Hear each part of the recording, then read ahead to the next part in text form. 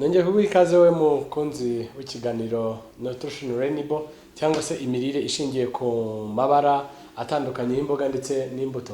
Uyu munsi nongeye kwishimira kuganira namwe, aho uyu munsi tugiye kuganira ku bibazo bitandukanye bigiye byugarije isi, aho hari ibibazo by'uburwayi. Ese iyo utekereje usanga indwara ziterwa n'iki? Ese iyo urebye uburyo uyu munsi abantu barimo bararwara indwara zitandukanye, by'umwihariko indwara zitandura zizwi nk'indwara zimenyerewe nk'indwara zidakira, aha twavuga indwara nka diabete, umubyibuho ukabije, indwara nyinshi zitandukanye. Aha rero uyu munsi twabateguriye zimwe mu mpamvu zitera ubwo burwayi, ndetse twabateguriye ubwoko bw'ikinyobwa ushobora kuba wakoresha kugira ngo utandukane n'ubwo burwayi.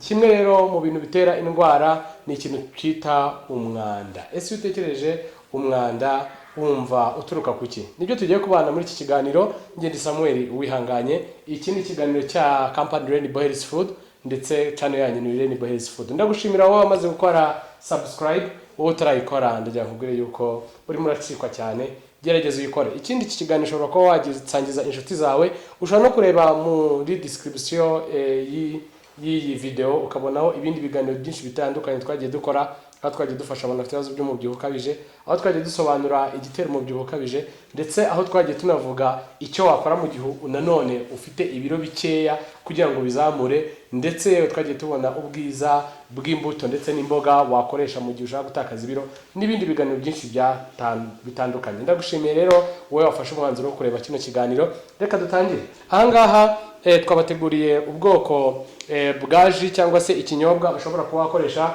kugira ngo ubashe kuba wasohora imyanda mu mubiri wawe. Hari imyanda myinshi yinjira mu mubiri wawe rero utaruzi. Reka nkubwire ngo uyu munsi ugize amahirwe akomeye cyane kuba ugiye kumenya ibi bibazo bitandukanye abantu benshi bagiye bafite. Ese wigeze umenya ko indwara z'umutima, kanseri, diabete birimo biraba indwara cyangwa se byamaze kuba icyorezo? Ndagira nkubwire yuko kimwe cya kabiri cy'abantu batuye isi, abantu benshi bafite ikibazo cy'umubyibuho ukabije. Ikindi kandi abantu benshi ntabwo abantu bafite umwanya wo guteka ngo bateke neza. Ikindi kibazo cyane cyane abantu bafite uburyo bugezweho cyangwa se icyo twakwita uburyo bw'iterambere, aho uyu munsi abantu basigaye bateka bakoresheje icyo twakwita za microwave cyangwa se ibyuma bikoreshwa mu guteka, aho abantu benshi bateka ku muriro mwinshi, ugasanga bitewe n'umwanya bafite bari gushaka guteka bihuta, ugasanga intungamubiri nyinshi ziragenda zangirika. Aho uteka uruboga ari icyatsi kibisi ukaza kuruvana mu isafuriya rwamaze guhindura ibara, bishaka kuvuga ngo rero iyo dutakaza ibara dutakaza amavitamine, iyo dutakaje impumuro dutakaza icyo twita imyunyungugu. Aha rero nagira ngo mbabwire ngo guteka neza cyangwa se kurya neza ntabwo igihe cyose ari uko twatetse. Niyo mpamvu aha ngaha turuze kubona ikinyobwa wakoresha warangiza ukabasha gutandukana na zino ndwara. Aha ngaha rero kandi nababwira ngo guteka mu mazi cyane, kuriya duteka tugashyiramo amazi tugateka umwanya munini, amasafuriya, amavuta dutekamo, biriya byose byangiza intungamubiri. Aha rero reka mbabwire ngo ni iyihe mpamvu? Ese mu by'ukuri hari ibibazo twaba dufite? Yego, kimwe mu bibazo bya mbere twaba dufite, hari imyanda yinjira mu mubiri wacu. Iyi myanda rero nk'uko muri kubibona aha ngaha ituruka mu byo tuba twariye. Hari ibiribwa bitandukanye bibasha kuba bishobora kuba byarongeweho imiti imwe n'imwe. Dusanzwe tumenyereye ko uyu munsi dushobora tukarya ibiribwa runaka byashyizweho amafumbire amwe n'amwe ashobora kuba yagira ingaruka ku buzima bwacu.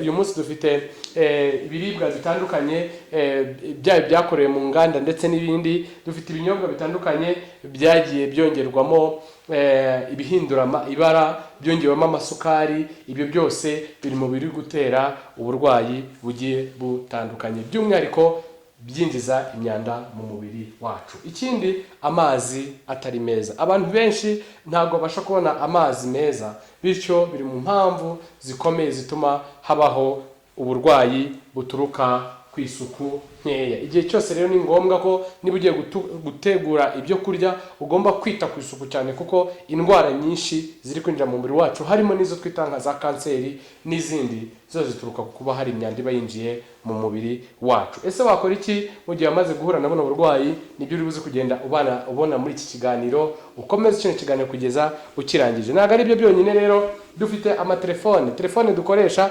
by'umwihariko izi telefone dukoresha mu buzima bwacu bwa buri munsi zigira ingaruka by'umwihariko ku mutima, zigira ingaruka ku bwonko, ndetse kandi yewe zigira n'ingaruka ku myanya myororokere yacu. Ibyo byose rero nibigaragaza ngo hari icyo twita electromagnetic radiation, cyangwa se ingaruka zinjira mu mubiri wacu zinyuze ku byuma by'ikoranabuhanga.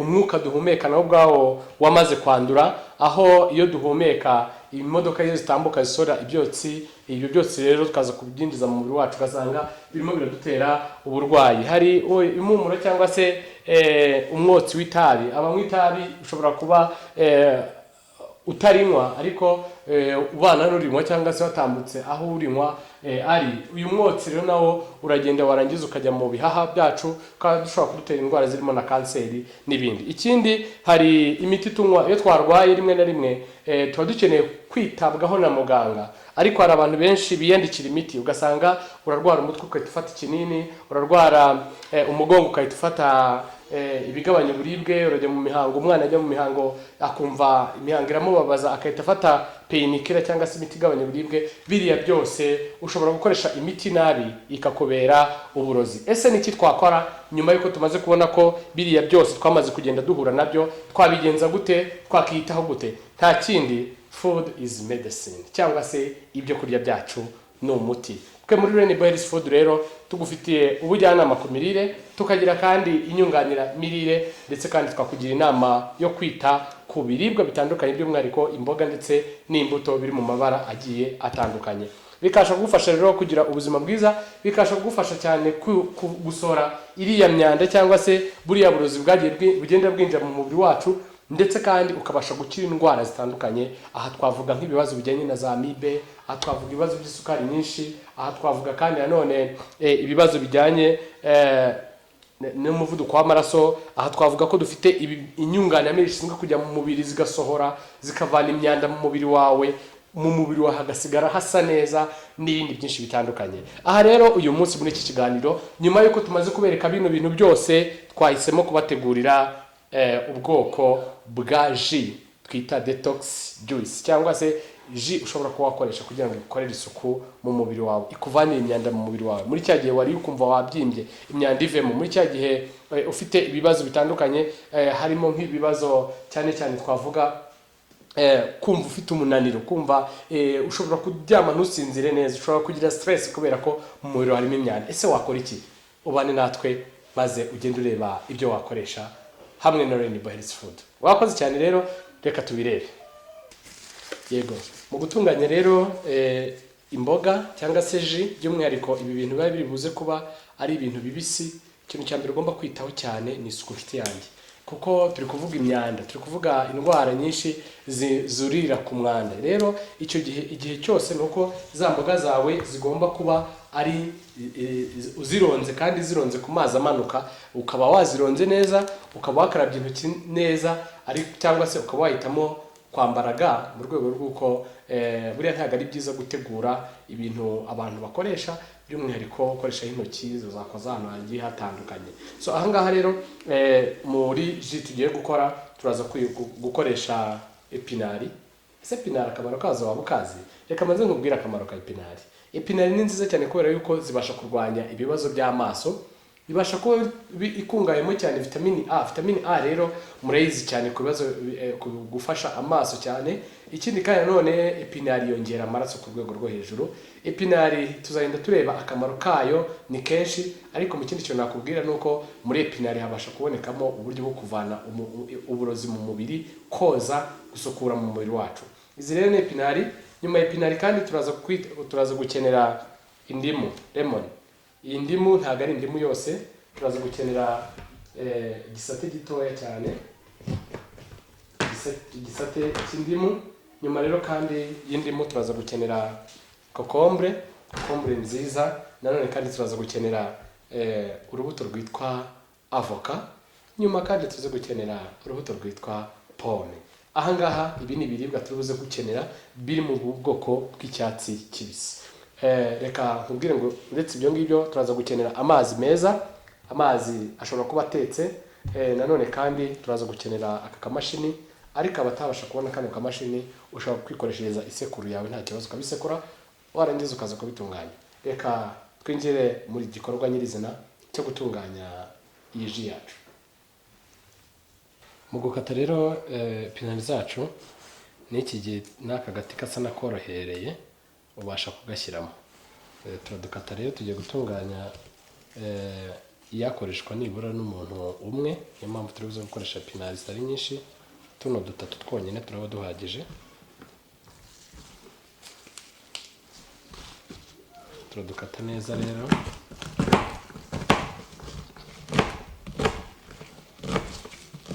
Ubwira ngo imboga za epinari ni imboga nziza, we n'umuryango wawe mutakagombye kuba mubura. Ni nziza cyane by'umwihariko ku bana, ushobora kuziteka mu byo kurya byabo, urugero mu gitoki se, mu birayi, kwibuka gushyiramo indagara. Nkubwira ko kandi ifu y'indagara muri Renib ushobora kuba wayisangamo. Ikindi nanone epinari ntabura kukubwira nuko ari nziza ku badamu batwite. Abadamu batwite basha kuba intungamubiri cyane, ndetse igafasha n'abana babo. So rero tumaze gukata epinari. Nyuma epinari tugiye gukurikizaho kokombure. Kokombure ntago bayihata. Mu gutunganya kokombure yacu ntago hari buzemo kuyihata. Uragenda ukata dutoya duto dusanzwe, ukaba wayogeje neza n'amazi meza. Kwibuka ko ibintu biba biri buribwa ari bibisi, isuku yabyo ni ngombwa cyane, kuko uramutse utitaye ku isuku yabyo zishobora kuba byagutera uburwayi. Aha rero mubonye ko dushyizemo igice cya epinari, dushyizemo igice cya kokombure. Kokombure rero nayo turi kuvuga akamaro kayo. Akamaro kayo ni kenshi, kuko ibasha kuba irimo ibasha kubonekamo cyane cyane amafibre, ibasha gufasha imikorere y'igifu, igogora rigakora neza. Ibasha kandi nanone koza mu mara, ikaba ishobora no kuba wayishyira ku ruhu, ikagufasha cyane kuko irwanya indwara zishobora kuba zaza ku ruhu. Urundi rubuto rero rugiye gukurikiraho ni pome. Pome rero iyo bayikata bahereye ku mpande gutya, ntago bayisaturamo kuko ziriya mbuto z'imbere ntago ari byiza kuzikoresha. Pome rero nta nubwo turi buze gukenera nyinshi, turaza gukenera iyi yonyine irahagije. Iyi rero nayo urayikatamo uduce duto. Pome imwe, umugabo witwa Dr. Neil Bernard yaravuze ngo pome imwe iguhoza kure ya muganga. Rero nta mpamvu yo kwishimira guhora kwa muganga, ahubwo twahitamo kujya kure ya muganga dukoresheje pome imwe gusa irahagije. Twamaze kuzishyira muri kano kamashini kacu. Icyo tugiye kongeramo, tugiye gushyiramo ahangaha murabibonamo ko harimo kokombure. Nyuma ya kokombure rero tugiye gushyiramo ka pome. Aha ni bitatu tumaze gushyiramo. Ikindi tugiye gushyiramo, nyuma rero yuko umaze kubishyiramo, icyo ugomba gukora urongeramo amazi kugira ngo bize koroha kubisya. None urangiza icyo ukora nta kindi,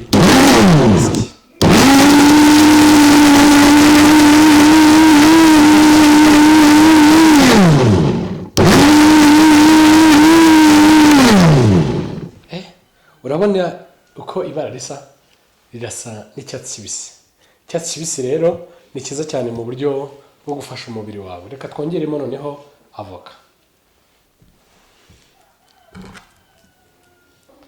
Iyi ni avoka rero. Ese avoka waruzi akamaro kayo? Avoka buriya ni nziza cyane kuko ni urubuto ubwarwo rubasha kuba rufite amavuta, ariko aya mavuta yarwo akaba ari meza nk'uko mwabonye muri video zabanje. Ni urubuto twagira umuntu inama ushaka kwikorera isuku, by'umwihariko kurwanya ibinure biza mu mwijima, ndetse no kugabanya ibinure muri rusange birimo za cholesterol, bya zindi zishobora kuba byatera umuvuduko w'amaraso. Abantu bafite ibibazo by'ibiro byinshi, mwarabibonye neza ko muri video yabanje twabonyemo ko avoka iri mu mbuto eshanu nziza ushobora kuba wakoresha mu gihe urimo urashaka kugabanya ibiro. Aha rero tumaze gutunganya avoka, tugiye kongera dusye. Mwitegereza aha ngaha neza kugira ngo muze kureba ukuntu bigenda. Byose biba ari icyatsi kibisi. Turapfundikira dushyiraho n'akantu ko hejuru kugira ngo bidasimbuka. Reka dusye. Urabona ko byafashe cyane. Tugiye kongeramo akandi kantu gato cyane utagomba kwibagirwa, ariko nabishatse agashyiramo ni indimu. Ku bantu bafite ibibazo by'umubyibuho ukabije ndabagira inama yo kuzajya mushyiramo indimu. Indimu rero yo ntabwo tuyisyamo hariya kubera ko zino mbuto zayo zirasharira. Sinzi we iyo ubikoresheje uko bigenda. Biba byiza ubonye aka gakoresho cyangwa se wowe utagafite ugakanda nka gutya bisanzwe, ukamera nk'ukanda ukandira muri uriya mutobe, nta kibazo. Ntabwo rero hakenerwamo nyinshi, mwabibonye. Ugashyiramo kugira ngo bize kubasha kugufasha mu igogora rero ribashe gukora neza. None nurangiza uze gushyiramo wa mutobe wavuyemo. Ntabwo bakeneye mwinshi cyane, uri urahagije. Turongera rero tubisyemo, turangiza tuze kubishyira muri ya tase yacu. Twavuze ko hari umutobe w'umuntu umwe ubasha kuba ukenewe. Mbere rero ko tumaze kubisya, murabona wa mutobe wacu ukuntu usa. Sigo nabita umutobe, ibintu bibumva bifashe bajya mu gikoma, ariko ni ikinyobwa, ni ji. Aha rero tugiye kubisuka mu gatase kacu. Urabona ko birafashe. Twibukiranye ibintu birimo, harimo kokombure, harimo pome, harimo avoka, nanone kandi harimo indimu. Ikindi ugomba kutibagirwa ni uko harimo epinari. Uyu ni umutobe rero ufashe, uteguye neza, urangiye. Ntabwo twirirwa tuyungurura kuko twashyizemo ya avoka nyuma bihita bifata. Icyo tuba dusigaje gukora nta kindi ni ukubinywa. Biraryoshye rwose, nta kindi kintu ukeneye kongeramo. Nimba bwa mbere ubonye se imboga bazirya ari mbisi, ni nziza cyane. Ntugateke imboga zose ntabwo baziteka. Imboga zigira akamaro gakomeye ku mubiri, ni ukubikoresha ari bibisi. Aha rero ushobora no kuba wakongeramo ubuki. Nateguye ubuki bw'ubunyarwanda ushobora kongeramo, ariko ngewe ntabwo ari ngombwa kugira ngo nongeremo ubuki. Ariko ushobora kubinywa ukumva ntabwo bikuryoheye cyane, ariko biraryoshye. Njye numvise biryoshye. Rero wongeyemo ubuki, ariko akaba ari ubuki bwiza bw'ubunyarwanda. Ikiko kimwe cyaba gihagije ukongera muri uyu mutobe. Ushobora kuyikoresha mu gitondo rero ndetse na nimugoroba, nta kindi. Ikindi ibibazo byo mu nda, ibibazo byo gusanga uragugara mu nda, ufite ibibazo by'ibiro byinshi ku nda, uyu nguyu uzagufasha ndabizi neza. Urakoze cyane rero, Imana iguhe umugisha. Wibuke gukora subscribe kandi usangize iki kiganiro cyacu abandi kugira ngo babashe kugira ubuzima bwiza. Bye, naho ubutaha.